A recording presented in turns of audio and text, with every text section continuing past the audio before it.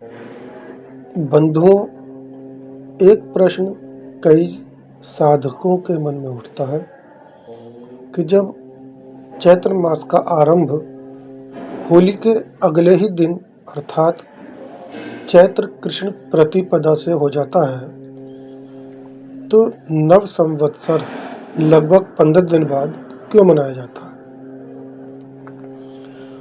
ओम नमो नारायण।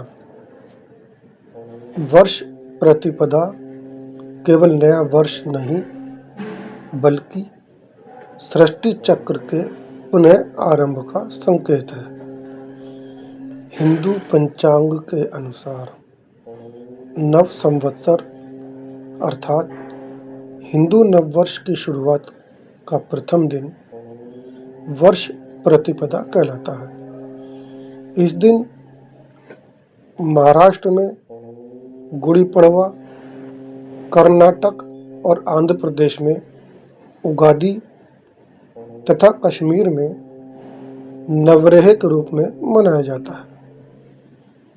यह पर्व केवल धार्मिक ही नहीं, बल्कि वैज्ञानिक, ऋतु परिवर्तन और बसंत ऋतु के आगमन का भी प्रतीक है। यह पर्व चैत्र मास के शुक्ल पक्ष की प्रथमा तिथि को मनाया जाता है, जो सामान्यतः मार्च और अप्रैल के बीच में आती है। बंधुओं, अब उस महत्वपूर्ण प्रश्न पर आते हैं जो अनेकों साधकों के मन में उठता है।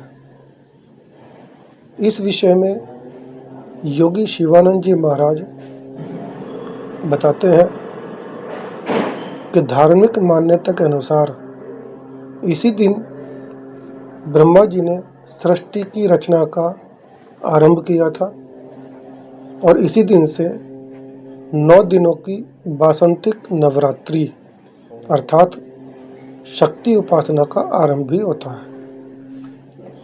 परंपरा के अनुसार महाराष्ट्र में इस दिन घरों पर गुड़ी अर्थात विजय पताका फहराई जाती है और प्रसाद स्वरूप नीम की पत्तियों और गुड़ का सेवन किया जाता है, जो स्वास्थ्य की दृष्टि से भी लाभकारी माना गया है। और सबसे महत्वपूर्ण जो शास्त्रीय कारण है, उसके अनुसार चैत्र मास का आरंभ चैत्र कृष्ण प्रतिपदा से होता है, परंतु भारतीय परंपरा में किसी भी शुभ कार्य का आरंभ घटते चंद्रमा में नहीं, बल्कि बढ़ते चंद्रमा में किया जाता है। इसी कारण से नववर्ष शुक्ल प्रतिपदा को मनाया जाता है, क्योंकि शुक्ल पक्ष वृद्धि, प्रकाश और सृजन का प्रतीक है। जैसे किसान बीज उगते मौसम में बोता है, वैसे ही परंपरा कहती है नया संकल्प और नया आरंभ बढ़ते समय में ही किया जाना चाहिए। परंतु बंधुओं, इसका अर्थ यह नहीं है कि कृष्ण पक्ष अशुभ है। कोई भी तिथि, कोई भी पक्ष, कोई भी दिन अशुभ नहीं होता। कृष्ण पक्ष में पितृपूजन, त्याग, तप और अंतर्मुखी साधना के लिए अत्यंत उपयुक्त माना गया है। बंधुओं, सनातन परंपरा में ऋतु परिवर्तन को उत्सव के रूप में मनाकर प्रकृति का स्वागत करने की परंपरा रही है।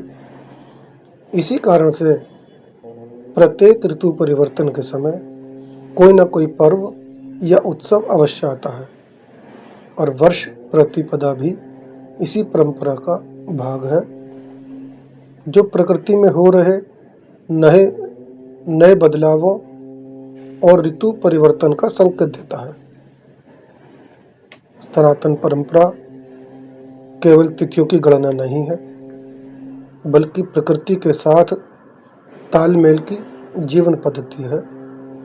इसीलिए नववर्ष शुक्ल प्रतिपदा को मनाया जाता है, जब चंद्रमा, प्रकृति और संकल्प तीनों वृद्धि की दिशा में होते हैं।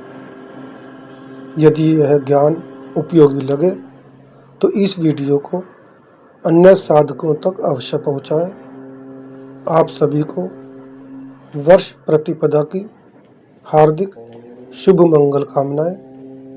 ओम नमो नारायण।